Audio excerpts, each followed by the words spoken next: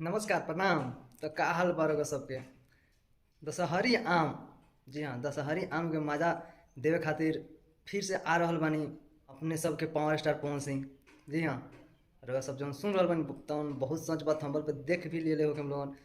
काहे कि कुछ वेट करके पवन भैया फिर से लगातार गाना लेकर आवे वाला बानी। जी हाँ, जेमे रउआ सबके बतला दी कि कल ही एक गाना रिलीज भइल जेकर नाम है ओढ़नी हटा के।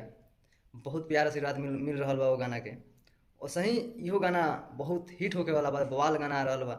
रउआ सबके बतला दी कि सॉन्ग बवाल ऐसे होके वाला बा काहे कि इनकर लिखल गाना भाई बवाल ही बचा वाला। यहाँ रउआ सब सोच रहल होखन गाना भाई आखिर लिखल के करा, तो अभी के डेट में तो बहुत कम लोग के गाना चल रहा, बस दो तीन राइटर ऐसे हैं जो जिनका गाना चल रहा है। अभी बड़े बड़े राइटर का गाना भाई फ्लॉप हो जा रहा है, लेकिन इन लोग का गाना बहुत हिट चल रहा है। आप सबको बता दें कि ये गाना लिखे हैं विजय चौहान जी, जो कि साड़ी से तारी लिखे थे, पवन भैया को दिए, बहुत हिट रहा।